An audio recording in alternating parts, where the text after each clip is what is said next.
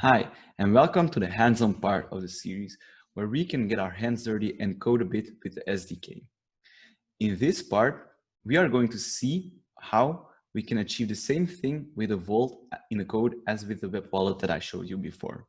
In the end, we will compare the two and see that the addresses generated by the vault are exactly the same as the one generated by the SDK. Okay, so you can see on the screen the code from the previous session. And now we need some way to let the vault know that we want to interact and generate keys with a Hydra blockchain, because this is also what our web wallet is connected to. So in order to do this, we need to specify certain parameters. So let's dive into it. First, I'm going to specify these Hydra parameters or account parameters. I'm going to call it account params, and these can be initialized through a new object of the crypto module. The object is called Hydra parameters, and it will expect two arguments. The first argument is a network for which it has to generate keys. So if we think about it, this is actually quite logic because you would need different keys, for example, for a Bitcoin testnet or for the Hydra mainnet. And here we are going to specify that we want keys generated for the Hydra testnet. So the way we do this is that we access the crypto module again. We look for coin. Here you can see some options. We're going to choose Hydra, and we're going to choose it for a testnet. Now we also need to provide an account number. So if you remember from the previous part, this is like this business account and savings account.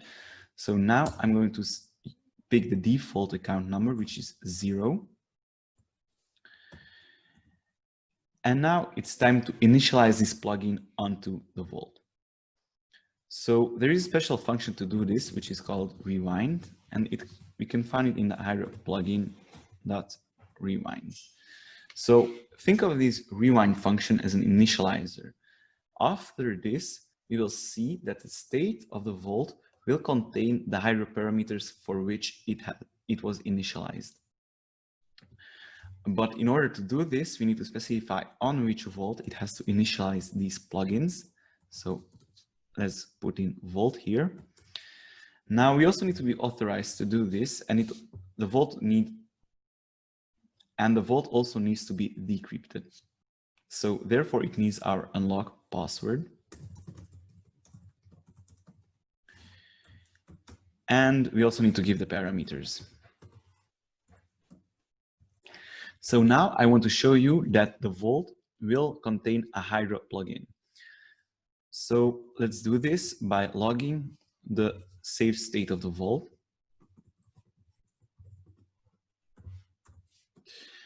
And now I'm just going to leave it as a JSON object. I'm not going to stringify it because you will see it how it looks like anyway. And now that we have this Hydra plugin, we need some kind of interface to get these keys. So let's do that. Therefore, I'm going to define a Hydra account. So this will contain all the methods with regard to the Hydra testnet account that we specified in the Hydra parameters. For this, we have a getter function. And this getter function also, again, needs the vault to which it belongs and the Hydra parameters. Okay, for now, let's run this to see how the updated state looks like.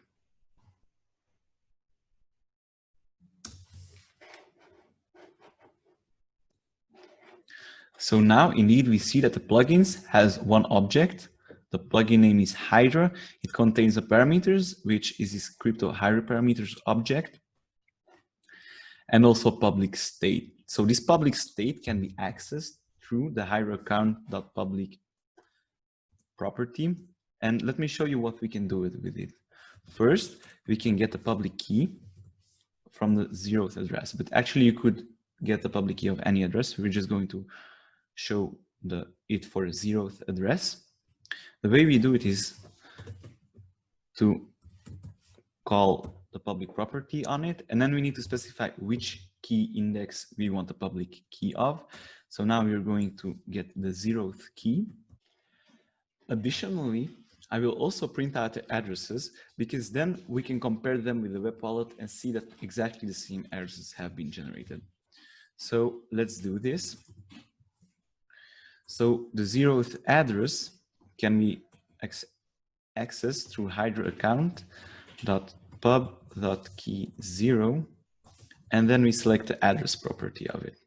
Remember, the address is just a hash of the public key. Now we're also going to do it a second time.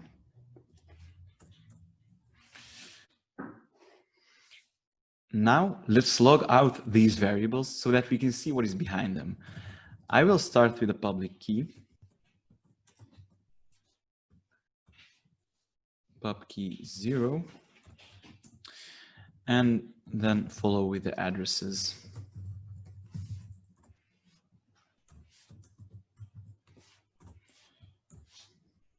Okay, oh, I made a mistake here. Now let's do the same one for the first address. The final thing that I want to do is to write away these changes and update the state in the keyvault.json file.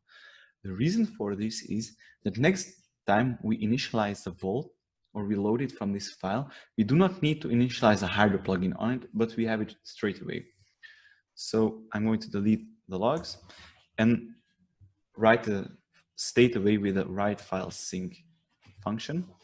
I'm going to do it again on the keyvault.json file. So I'm going to overwrite it.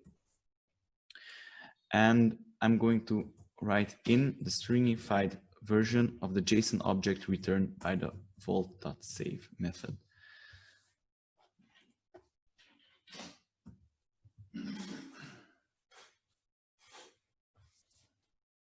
So let's run this.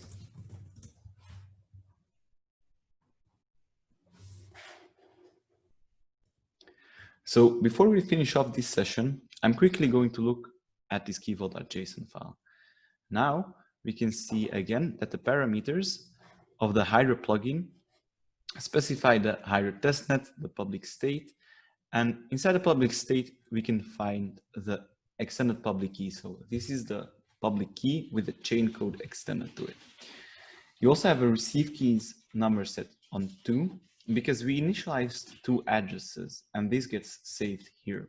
So now we initialize the Hydra plugin, and in the next practical part, we're going to fill these addresses in with test Hydras. So if you're curious on how this works, make sure that you're subscribed, and see each other in the next episode.